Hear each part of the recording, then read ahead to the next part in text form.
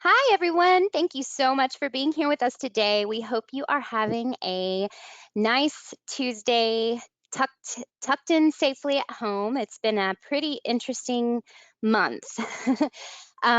We have Sarah Goldberg with us today. Hey, Sarah. Hey, how's it going? I, Good. How are you doing? good. So, if you are here by accident or you aren't sure of the title, we are here to go over 11 tricks sourcers need to know for 2020. Of course, we have to add the punchline, don't be a hack. That's a punny. We're going to blame that one on Ryan Leary. That was his idea, but we loved it. Before we get started, while we're waiting for everyone to log in, we'll just go through a few housekeeping items so we know how to use the platform. You are in listen only mode. That means that you can hear us, but we cannot hear you. But please don't be shy. There's a questions panel on your sidebar. So just enter your questions there and I will relay those over to Sarah. We're going to go through a lot of information today, so please send those questions. Share, we're live. You can use the R Daily hashtag to share all over social media. Just because we're started doesn't mean your friends and colleagues can't join. And we are recording. You will receive a copy of the slide deck and the recording after the webinar. Please keep an eye on your inbox. You'll get 2 emails, one from GoToWebinar and then a second one from info@recruitingdaily.com that contains your materials. Okay, cool. So we've said hi to Sarah, and now we have a slide that has her bio, but I'm not going to read through this for you. I'm going to put you on the spot and let you introduce yourself. Awesome. Thank you for Hi, being everyone. here with us. Yeah, thank you. So thanks everyone for being here. Just a little bit about me. I work at a company called Objective Paradigm. We're a recruitment agency based in Chicago. So any tech recruiting we probably do. I focus specifically on sourcing. So making sure that we know how to find and engage people and that we can share that information with our clients and with anyone in the community. I love to share things that are going to help make everything better. And in addition to sourcing, I also run a group called Queer Tech Club in Chicago, which is a networking group for LGBTQ plus technologists. And I'm really excited to be here today and to share what we can with our friends at Recruiting Daily. So oh, sorry. Oh, I was just going to thank you again. And I was going to mention that I really hope, even though you hope he doesn't come by, that we see your kitty. Yes. So, Um, he's sleeping in the other room the last I checked, and hopefully he stays asleep. Awesome. well, So I'll let you go. Thanks, Sarah. awesome, thank you. So let's get into it. When we were planning this webinar, actually back in December, we didn't really know that this was going to happen, that the world would look like it does right now. I don't think anyone did. So, we're all hanging out in quarantine or, people might be essential workers who have to go out, and people who are not essential workers should be staying in to help make their lives easier. But it's not just a situation where we're all like, hey, let's work from home for fun. There's also this global pandemic that is killing people at really scary rates. And I do want to thank everyone for coming in, even with all of this stuff that's sort of happening in the world. So I wanted to have a couple of things to address, what's going on. And, with the caveat that no one's seen something like this before, or not since like 1918. So I have just like a slide of stuff that I put together that's been helping me. So I call them my quarantine, because I will find an opportunity for a pun wherever I can. But the thing that's been helping me the most get through this is having connections with people, even over distances. So having people to talk to, whether or not they're people that you would have seen every day or not. I actually have been lucky to have friends all over, and I really hope that you also have people that you can check in with as regularly as possible. Then I also wanted to point out video chatting software. So Google Meet, Microsoft Teams, and Zoom all have free or freemium options. Zoom is always free up to 40 minutes. Google Meet has made their business platform free up until I think July 31st. Microsoft Teams also has a digital they've made a lot of their enterprise features free. So using that software to see people's faces has been super helpful. Um, Slack, Messenger, WhatsApp, House Party. House Party is also kind of a video one, but also kind of a fun platform where you can just be video chatting as you're just going about whatever website you're hanging out on. We rolled out Slack within like 24 hours at our company. They were really, really fast. And again, they have really great free versions. So I wanted to make sure, everything that I'm going to talk about here, there might be paid versions available. You might be able to pay a little bit more to get more functionality, but everything on this slide and actually throughout the session is going to have a very good free version.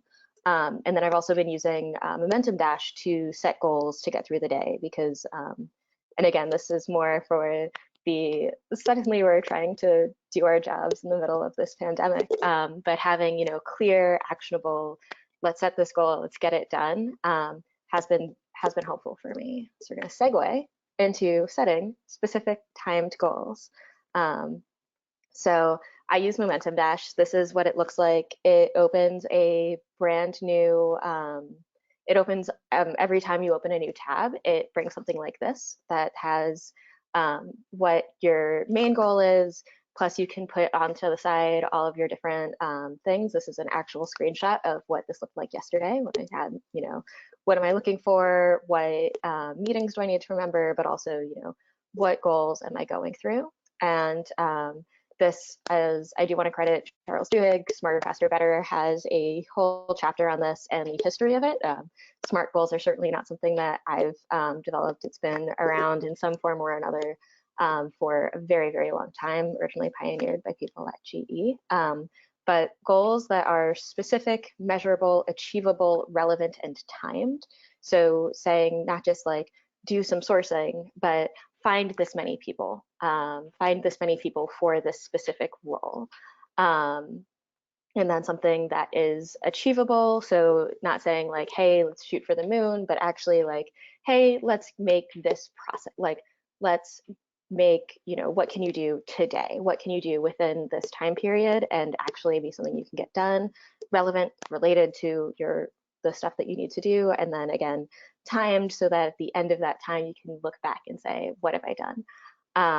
Has been super, super helpful. So using, oh, sorry. Oh, no, I was just going to let you know we have a question about this app. Oh, awesome.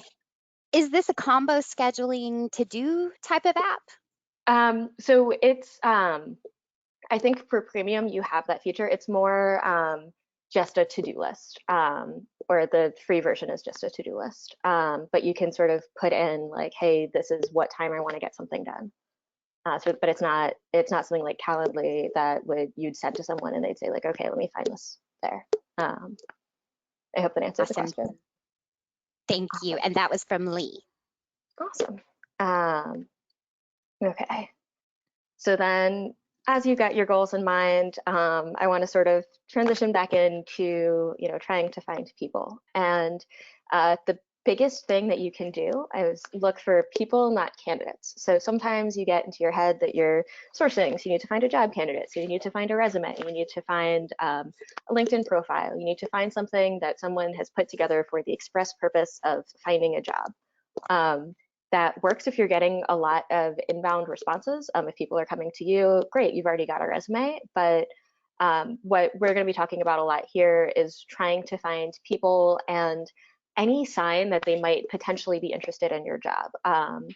And there's a lot of stuff. This is something that I kind of talk to hiring managers a lot about. I'm going to often reach out if I've got a GitHub, if I can find like a GitHub profile that's got one repository in the language that I want. That's a sign that they probably have some interest in doing that language, but it's not going to say like, okay, this person that I'm reaching out to has this many years of experience, or this specific technology, or I mean, they have the technology in the repository, but often you'll get this really, really long list of requirements from your hiring manager or whoever your stakeholder is. Try to think, what is the bare minimum that I'm going to get that's going to tell me that this person might be interested in, instead of trying to find, every piece of information ever existed. So for that, you're going to think, where do people talk about themselves? Where do they do things that say, yes, this is what I do? Blogs, conference bios, personal sites, wedding announcements are just a couple of these. There are a ton of, like, as you start thinking about it, it's really scary how quickly you can find it. But you do want to think like anything that someone uses where they give out information like, hi, I'm Sarah, and this is my job. Like the bio that I shared actually at the beginning of this deck. That's something that you can find. It's something that's going to be indexed by Google and other search engines, and it's anything that's searchable, you can find. Sorry, because it's indexed like that, you can build a search, find a lot of it at once, and then start messaging people with that information. Not that, I'm going to go through a couple of examples of this. Sometimes you're going to say like, oh, I found you here. And sometimes you're going to find something a little bit more innocuous that you're going to say like, oh yeah, I'm reaching out just on the off chance, even if you do have some information that's a little bit creepy that you don't want to share that you found. So we're sort of getting into like, now that we've thought of here's these different things, we're going to go through X-ray searches of how you can actually find that information once you've got your plan in place of, okay, I'm going to look for a blog title, or I'm going to look for, anything like that. So you really need to think, how do whatever you've decided to look for, you're going to want to say like, okay, what's the piece of that that's unique, that I'm going to be able to use to communicate with Google to say, hey, find this information for me. So, and we're going to go through examples because I think the way I'm saying it is a little bit confusing. But once you've decided, hey, this is the thing I'm looking at, there's always something that you're looking at that's going to say, this is the candidate profile, this is the thing that you're looking for. And then the challenge just becomes, how do you communicate that to the search engine? So first off, we're going to go through URLs. So what makes a candidate profile unique on LinkedIn? It's actually going to be, and I've highlighted it, this linkedin.com/in. It's something that every URL, or linkedin.com is going to be a US URL, but something that every profile is going to have that only LinkedIn candidate URLs are going to have. So like if you're looking at a blog post or something that's an article that someone's published on LinkedIn, the title is not going, the URL is not going to be linkedin.com/in. It's going to be linkedin.com/whatever, like linkedin.com/articles or something like that. Don't quote me on that piece. But if you use the site search, you can say, hey, Google, only show me site linkedin.com/in. You're only going to be looking at profiles, and then you can actually search the text of a profile in the rest of your Google search. So that's LinkedIn. That's sort of an easy one that I use to explain what's going on. But you can also do this on GitHub. So if you're looking at, this is actually a GitHub profile of Vanessa Rath, who's just one of the best sourcers out there. But you can see she's a sourcer, but she has a GitHub profile. And on her GitHub page, or actually on every GitHub page, is the word block or report user. So I just did that search, and it's 2.5 million people. So the block or report user function is something that shows on someone's bio page. It doesn't show that much. If you're looking at a full page, which I couldn't quite take a screenshot of and still have it, be legible for the webinar. But you can see they've got the profile, GitHub username, a little tiny bit of a bio, and then organizations and location. So it's not a lot to go off of, but it's enough that you can start finding and start looking just at those users. And because there is a location function, you can also combine your search with the places that you're looking for, and any other search terms that might be useful. And then this sort of goes again. So this is an example of IEEE, which is it's a publication site for, or IEEE is just like a huge organization, but they also do publish things about all sorts of anything science STEM. There's a bunch of different, like there's subgroups and there's something for like just computer science or just electrical engineering, anything like this. But if you're looking for anyone who will have published something in a journal or a conference, anything that's been peer reviewed, you can actually search through a site. So in this one, I found the way I built this search was I found an author bio, and you can see these bios are actually pretty they're pretty like they're full of detail. So it says, he was born, here's where he got his degrees, here's where he's been affiliated, and here's all the different like patents and articles that they've got. But you can see in the URL that their author bio page does have, it's ieexplore.org/author. So I said, show me that and just show me like all of that. It's 818,000 results. And then you can narrow that down by, oh, it's got the topics that he's published on. So you can put in, that site plus this topic I'm looking for published folks on. Or you can say I'm looking for people who were affiliated with a specific organization or university. So you can also put that into your search term, and you're sort of saying, just within this pool, show me this information, which is often a lot more easy to use than whatever built-in search function these places have. And then I did say, winning bios, here's where it comes in. I do feel a little bit creepy. If I do find this information, I usually will start here and then go back to say, like, find something on LinkedIn or find a personal website that is less personal, I should say.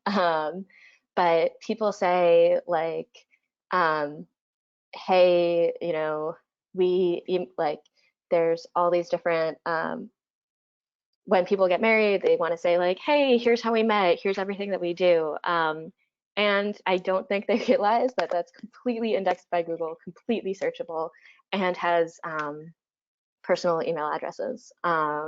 So you can run searches like this and it is around. Again, this is one where it's a really interesting way of finding people's information, but maybe use your discretion when you reach out to folks. So that's sort of how you can start, just if you want to go through using X-ray searches to find people where they're at, not necessarily, here's their whole CV. I'm expecting this to be a career site, but where there's just enough information where you can reach out and say, hey, not sure if this is what you're looking for, but this is what we've got. I also wanted to talk about scraping lists with data miner, doing a little bit of automation. I've learned a lot from Brett Feig here, so I do want to credit him and Greg Hawkes. And there are tons of people who are putting like really, really detailed, like in the weeds, how do you do this? But I sort of wanted to make the use case for how you could use it. So I'm based in Chicago. Every year, Built in Chicago puts out 50 startups to watch, and they've been doing it since 2017. Built in Chicago is a great resource in the US, or the Built-in entirely is a great resource in the US, where if you are in a major city, look up for Built-in, whatever that city is, Built-in Dallas, Built-in Austin, Built-in Philly. But anything like this where it says, hey, here's some companies to watch, you get really excited. You're like, great, these are people who are working at a startup, whether in, if they're at a 50 startups to watch in 2018, maybe by the time it's 2020, they're looking to make a move from that group. So you can use this information in your search. So great, but no one wants to sit there and hand write a Boolean string with, 50, 100, 150, 200 companies, or to go through them all and then manually deduplicate it. It gets really confusing, and it's really, it takes more effort than it might be worth when you're finally doing your search. So instead, you can actually automate to scrape those and then add them into a spreadsheet. So this is, if you click through that link, this is what a company profile would look like. It isn't like just, hey, here's this list, I'm going to copy and paste it and pull it into Excel. That would be too easy. So instead, you can use Data Miner. They've got a free recipe builder. How do you get the company's data? but they've got a free recipe creator, which I just pulled up. And this recipe creator will actually help you, it's extremely intuitive, where you go through, you hover and select your element. It does actually, like, as you go through, it will like walk you through step by step what you need to do. But essentially you get to it where you say, hey, this is what I'm looking for. This is the text. I want just the text. This is the HTML stuff that I'm looking for. And as you run through this recipe creator, you eventually get to a place where you can download your information. I call this the Built-in Top 100 scraper because they also have a Top 100 company profile that they release. Even though I was using this for the top 50 startups. But you can run it, you extract your data, and then you can download it into Excel or copy and paste it into Google Sheets. And I apologize if you hear sirens right now. I'm working from home and it sounds like some people need to drive somewhere very fast. So apologies again for that. If that was picked up by my microphone, it's extremely loud to me. You are Um, you are forgiven. I'm sure most of us have some kind of noise in the background right now. awesome. Anyways, so like I said, they've now gone completely fast, but you can extract this data, you can name your recipe, save it, rerun it, and then once you download it, you want to save that information. So we're actually going to turn that into, save your work. So we're going to turn it into a spreadsheet. So you can either download it or you can just copy and paste it into Google Sheets. And then you can use the concatenate function, just enough to be dangerous, to save your work and turn it into a Boolean builder. And I'm actually going to be sharing the spreadsheet that I'm talking about right here. So that's like a free resource. So you can do a lot of really fancy things with the concatenate feature. You can like put in and say, hey, I just want to concatenate, like all I need to do is one cell is going to change, and I'm just going to automatically add stuff. That's another thing where, yes, you can use it, but it's also it can get more complicated than it's really worth. So yes, absolutely. If you want to go ahead, learn every little thing you can do, add spaces, whatever you need. But I actually have it. Oh, I thought that I had screenshotted this with the formula. I did not. Apologies on that. But you can open this link. This will be shared at the end of the presentation, like we said during the beginning. And when you open this Boolean builder, you can see it where, again, this is not the fanciest thing in the world. I said like, oh, I want to put quotation marks around something and then a space, the word or, and then another space. And then I want to put together columns A, B, and C. It's really simple. It will actually include these specific companies, which is the Built-in Chicago 50 startups to watch in 2020. So you can combine them, and then if you want to make a change to something, you can just add them on, copy whatever row, and make sure you're highlighted at whatever you're looking at. Make a copy to this. So the Boolean builder, just make a copy and save it to your own Google Drive if you want to use it, but it's really easy. And like I said, you can get really creative with the concatenate function and saying like, use exactly this word and exactly, this quotation mark in this space. But I've always actually found it easiest to just drop in, hey, I want to put a space and quotation marks and spaces after, because you could spend a lot of time troubleshooting it, or you could just make it look really obvious. And then so in this one, my actual concatenate formula is in D3 is where it's actually posted. So I would copy that and paste that into a plain text editor, add quotation or add parentheses around it, and make sure that I've cut the last or. And then you can plug that right into LinkedIn or right into Google or whatever other search applicant tracking system, anything you want to search. You can make it work. And like I said, I will be sharing this, and you can use this to add or strings. You can change the words and turn them into an and function. It's super, super easy to build and then save. So now we've found all these people a couple different ways. Next part I kind of want to get into is messaging. So there's some messaging tips and tricks too. Two of my favorite tools are also I call them freemium. There are paid versions. You can use them. I've always found it easiest just to use the free versions. And then these also, actually, I don't know if both of them have Chrome extensions. I know Grammarly does. So first off, this is Hemingway. So Hemingway is something that will, and you can see this is version one of the version one of a draft that I will be sharing, I promise. But this sort of tells you how readable something is. So if you're looking at something, if you're looking at a message, how complicated is the sentence that you're saying? So it's named after Hemingway because he's famous for having extremely simple, extremely easy to understand sentences.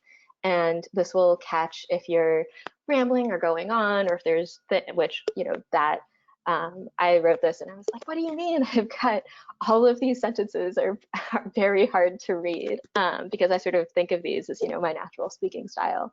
But especially if that's something that you're at risk of, like I am, it's a really easy way of finding and simplifying it. So, you know, you take it, you run it through it, there are suggestions you can edit through and you can fix it. And then this is a screenshot of Grammarly. It was the same, the exact same message that I used. I copied and pasted, but I made a bunch of typos. And normally I make a typo, I catch it immediately and fix it. Here for Grammarly, I left it like deliberately as let's show what it looks like. So this is Grammarly in the web app version. You can also use it. They do have a Chrome extension. So anything that you type, it can read. I prefer not to use the Chrome extension because there's some things that I type that I like. Does Grammarly really need to be reading this? But if it is something that you want to use, you can use it. And again, this is the free version. It just says like, do you have typos? Is it clear? Is it engaging? There are premium versions where you can say, hey, I'm using this to write a recruitment pitch. Am I on track for that? If you want to pay for it, it's probably a good product. I personally don't, but, and this is, you know, what can you do for free? But it is a useful resource. And then here we go, templates are okay. So you might recognize this as the templates that we've been using. I did go through and let Hemingway make the corrections. And this is a template that I've been using in the time hiring in the time of a global pandemic, where, you know, when you're a recruiter, like probably if you're on this webinar, you've seen, you know, there's all sorts of recruiter spam and, you know, developers complaining about like, oh my gosh, I'm getting all of this. That's something that's real and I don't want to downplay, but like, especially now, it can be extremely jarring if you got to think with the rapid spread of this disease, like the person that you're reaching out to, like there's a chance that you're reaching out to them because you've heard that their company had layoffs or they might be impacted or they're in an industry where they likely lost their job. 3.3 million people just filed for unemployment the start of the month. Like it's it's kind of just absurd what we're looking at. But there's also the chance that you're reaching out to someone who like has been diagnosed or has a loved one who's been diagnosed or might have actually, it's hard to think about, but like might have actually just lost someone to this disease. Like there's 3,000 people already in the US. And I don't want to make light of that in any way. So you want to kind of like sort of every message that you're writing through, kind of run it through like worst case scenario, you reached out to someone at a terrible, terrible time. Like if you're thinking of like making a joke about it, normally I love to put dad jokes in messages. I love to make things like funny and light, but it is a really serious time and you don't know what the context is of the person that you're reaching out to. Like what are they bringing to it? So I have this template. I'm not going to read through it. It is available if you want to. But in this case, I always use template. I always use questions as I'm writing my template. I always want to think like, hey, what's going on? But in this case, the questions are a little bit different. It's who are you? This is you, the writer, not who the person you're reaching out to. Why are you messaging them? Be specific. In this case, it's, maybe not like, I'm reaching out to you because I heard there were layoffs at your company, especially if the layoffs might not be public knowledge. There's stories of people who are getting laid off through like pre-recorded Zoom messages at some companies. Like we're just living through this really surreal time. But if there's anything about their profile that you're like, okay, yes, this is why you're relevant, say that. Or if they've got a really empty profile, you can also say that and embrace your not knowing. So, I always try to be extremely humble in my messaging. So, hey, I'm not sure if you're looking for something. I'm not sure if this is the kind of work you do. I know your title and your company, and that's it. I'm reaching out because there's a chance that you might be really interested in this job. And then the last thing I want to do is an offer of help. So how can I help? Can you pass this to someone who might be looking? If they respond and they're like, oh, this isn't a fit, but, could you look at my resume? Like something like that of, here's this resource that I have if I am still hiring right now. Something that you can do to like say like, you know what, we're in this together, we can help each other out. That's the way that I'd want to do all of my messaging right now. And even if we weren't in a global pandemic, it never hurts to be helpful. But really like be aware of what's going on. Don't just try like, hi there, hope you're well. Here's this role, here's a job description, go. Like, try to be like, hey, I'm reaching out to you for a reason. I want to help. And just be aware that the person you're reaching out to might have just gotten really terrible news because that is just the world we're in right now. And then, oh, I just wanted to see, first, I wanted to say thank you for making that such a strong point because I think that's really, really important. And it's been a difficult transition in all of this chaos. It's been really difficult. And then I also wanted to see if you're up for a couple of questions. I feel yeah, bad interrupting you. You're on a roll. no, go for it. Okay, so first of all, Ryan asks, well, first he says you have no forgiveness for background noise. Laugh out loud. Sorry. As we do this, there's another ambulance that's running by. I live on a very What busy is that? street. I'm sorry. Synchronicity. Um, And then he says, what grade level do you aim for in the Hemingway app? Do you change oh, the level based on the position you're recruiting? um, I try like I don't try. I probably try to be around grade 7. Like my danger is I wouldn't try to be anything above grade 10, not because the people who were messaging are stupid or anything like that. Just because the simpler your message is, like the easier it is for them to understand it. The less like basically whenever I'm writing something, I want to be thinking like, what is the easiest way that I can make myself understood? And sometimes that's like a lower grade level, just because that's simple messaging, simple few adverbs, things like that. So somewhere like grade 7, grade 8. But I usually only really look at it if it's like, oh no, you're rating at college level. You're just like, I don't really need this. I guess the only exception to that would be if I'm writing something like extremely technical. I found someone by doing like a CV search and like, okay, they've published about this topic.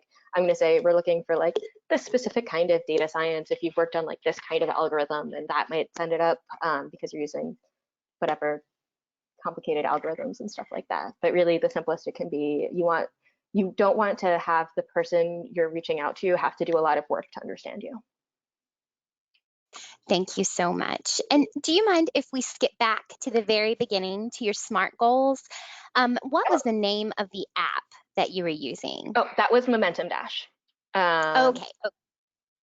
So, and that's going to be, I was going to go back to it. That is going to be in the in the presentation, like when the presentation gets sent out.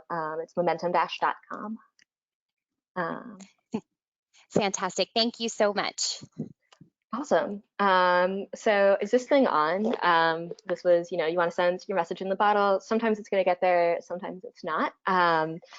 So first off, like obviously one of the answers to this is you can use message tracking software. That's going to tell you, hey, this went, it bounced, it wasn't delivered, it was sent into spam. Like I didn't want to put anything that you need to pay for in here, and so I don't have a suggestion for that. But you can still check if your message is the right one, and you can just by like keeping track of how many people you reach out to and how many people who respond back to you, you can get a decent idea if people are reading and responding to your messages. So this is actually like, is this thing on? Is my message actually going out to the right person? So if you have a Gmail account, and I understand if you've got a work Gmail account or a work Outlook account, it might not work. Hopefully you can also log into your personal Gmail account or create a throwaway. But anyone who's got a Gmail account, whether they're in your contacts or not, if they've actually set it up, if you type in their address, and here you can see this is my actual personal address, please don't spam me. But if you type it in, it will pop up. In this case, this is sending an email to myself. Obviously, I'm in my own contact box, so it does pop up with my full name. But it will also, if you type it, if you were to type Sarah E. Goldberg without the dots, it would correct to sarah.e.goldberg@gmail.com. And you can also see a picture. Sometimes it's the same as on their LinkedIn, sometimes it's not, but you can usually get a good idea. Okay, am I looking at a real account? Okay, there's a picture, there's punctuation changed in the email, or they corrected to your first name, they corrected your punctuation, or they moved it to a name. That's something that will be assigned, like, yes, you have a real email for a real person.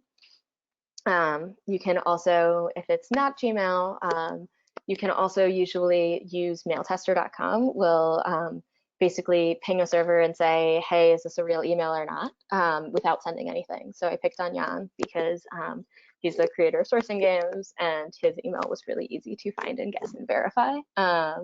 But it will go through and say, we found a mail, we found the server, we tried it out, we tried the email and it was valid or not valid, especially if you're emailing someone who's got a vanity domain, or if you're emailing someone at work. If you are emailing someone at work, I would obviously change the message from the one that I shared to be like, hey, I'm trying to network. The thing there is to say like, hey, here's the reason I'm reaching out, and the reason is not to hire you away from your job, because you can bet that people's employers are probably, monitoring their work, or maybe not like monitoring, but there's always the risk that, they can see anything that comes through a work email address. And then the goal there is usually like, you send an email and expect a reply to come back from someone's personal. But then you can use that to verify. Works a lot more with corporate emails and with Gmails. And then, like I said, using your applicant tracking system or CRM, you should have something that's just checking your response rate, of like, hey, reached out to this many people, got these many responses. And even if it is, I honestly am not kidding. I use an actual just Excel spreadsheet, messaged this person about this role, this date, got this response. There are so many tools that you can buy and that are really expensive that will do that. But quite frankly, if you don't have the ability to spend for it, you don't need it. You can just do it with Excel or Google Sheets. Awesome. So that's email tools. I did want to get into Chrome extensions.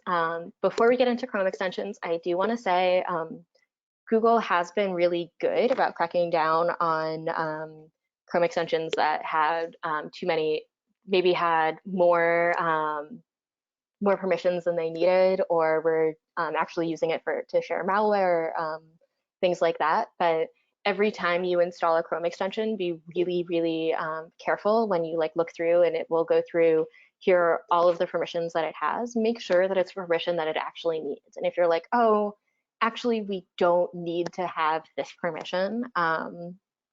So Grammarly's, I'm going to pick on them just because I used them earlier. That's one that their Chrome extension, it can read every piece of data that you ever input on any site across the web.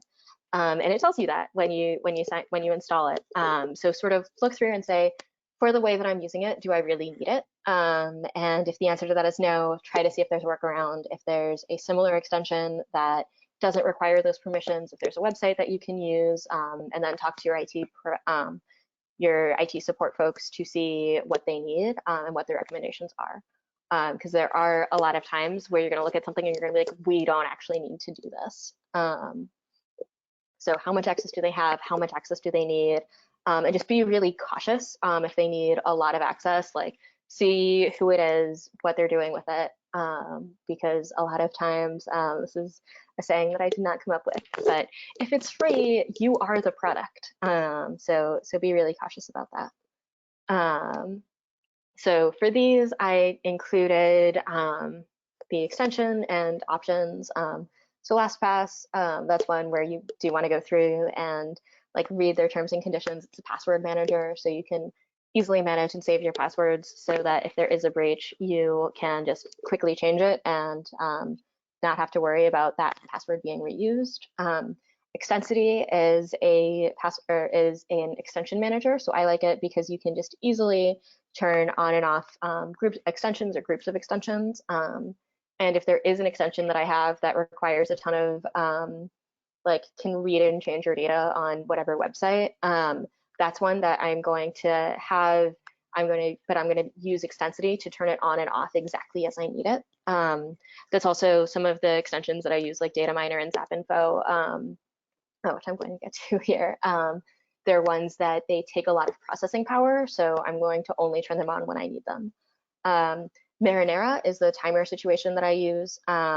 So that is to set a timer for 25 minutes. They do have some that will actually block whatever website you're on, so you can, say, hey, I need 25 minutes of focus time, block Twitter. Obviously, if you're then sourcing on Twitter, it's not very helpful. But that's one where if you are setting goals and you want to say, like, what can I do in 25 minutes? You can use Marinera for that, or honestly, you could even just set a timer on your phone. Contact Out is an email finder.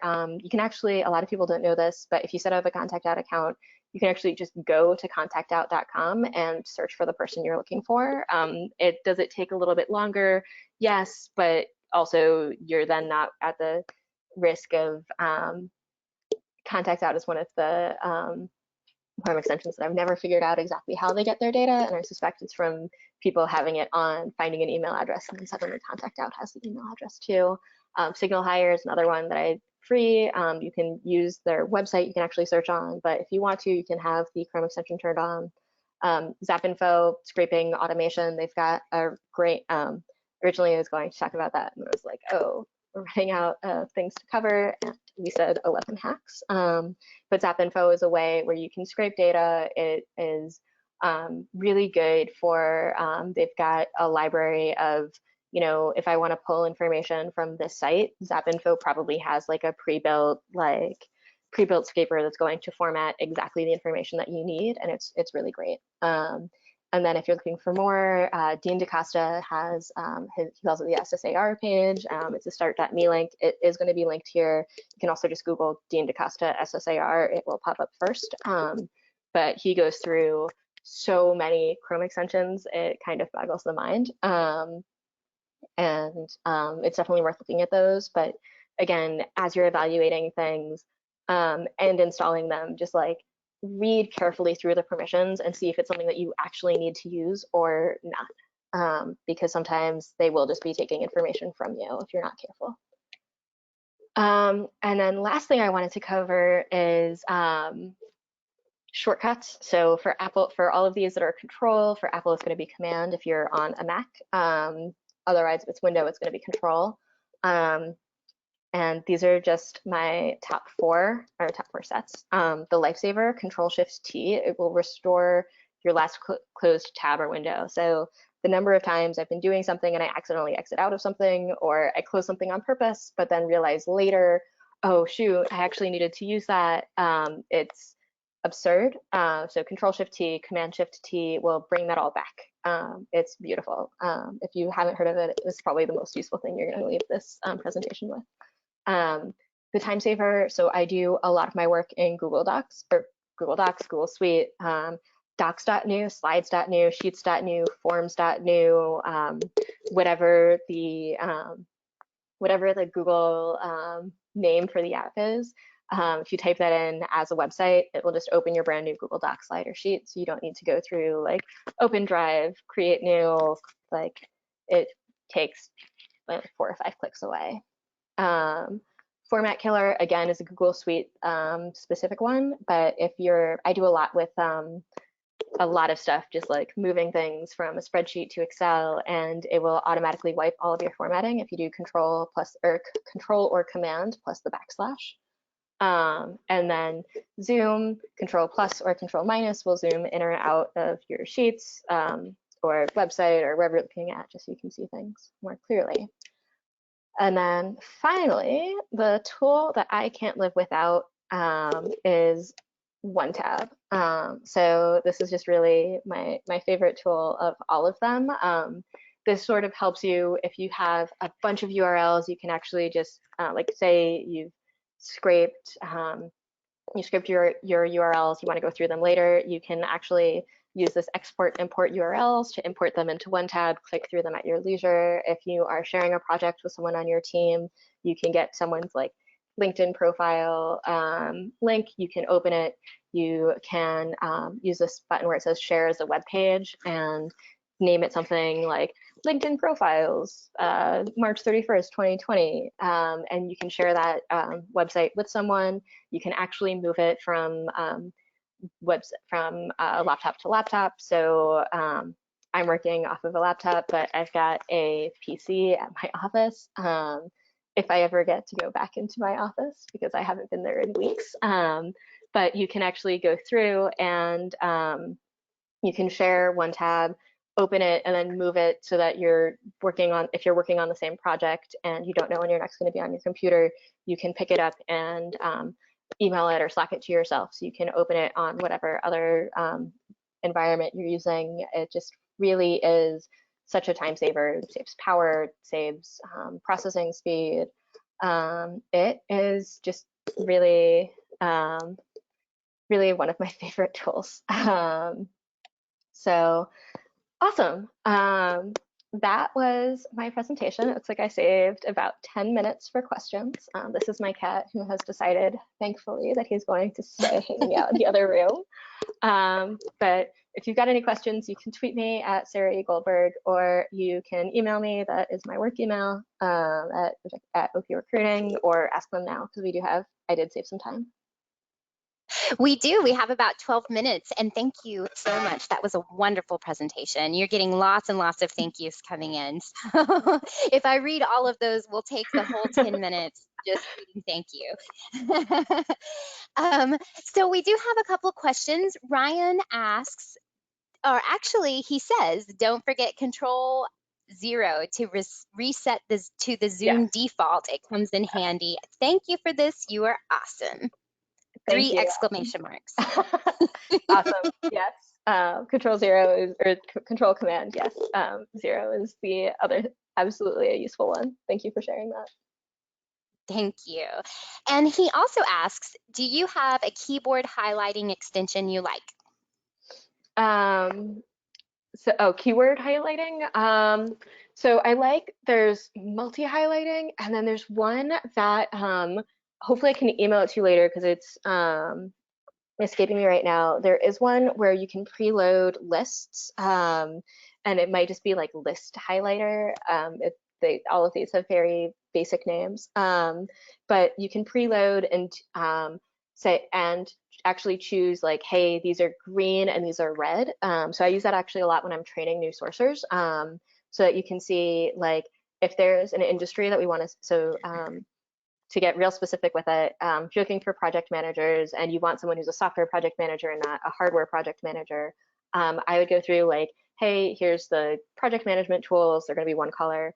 Here's my software keywords. So things like app or as a service or, all sorts of as software as a service, even just sometimes the word software that is going to tell me on this profile, okay, yes, this person's in tech. And then I'm also going to brainstorm, manufacturing, hardware, all sorts of other keywords that are going to tell me that this person's actually a project manager for manufacturing or for an industry that I don't want. And I'm going to set that to be highlighted in a third color.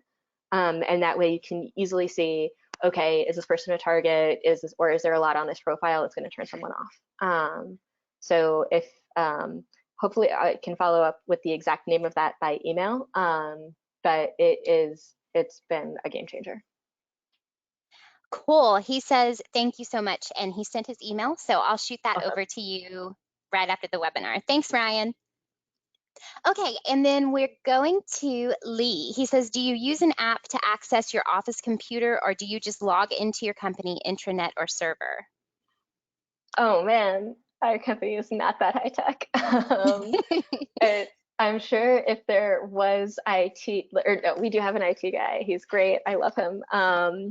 But no, all of our tools are software as a service. So I have been logging into them from my own laptop because they are hosted on our provider servers. I have not been getting it onto my company's, onto something like that now. I'm like, what's an intranet? No, just like. So if you have any more questions, please send them through. We have about 8 more minutes. Ask away. But Sarah, everything else is just filling up with lots and lots of thank yous. So this Oh, is thank you. very thorough. And that's what happens when you're really, really thorough. You leave no room for questions. Awesome. No one's confused. So Awesome. Well, yeah, please feel free if there is something, tweet me. I will be checking it, or send me an email. I will obviously be monitoring that as well. thank you so much. And also, if you think of any questions later on and you can't remember Sarah's address, you're always welcome to send it to ashley@recruitingdaily.com.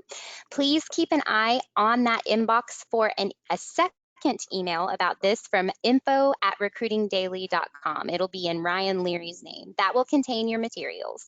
And if you don't get that, you can always just go back to recruitingwebinars.com and the landing page will be updated with a link directly to your slides. So, oh, here's another one. So what is the best sourcing tool you would suggest which is free of cost, or your favorite list of sourcing tools free of cost? This is Uh, Sanjeev.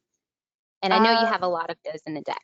yeah, it's I think I actually covered all the ones that I like that are free. I know there are some paid tools if you're talking about aggregators or something that will like do sourcing for you.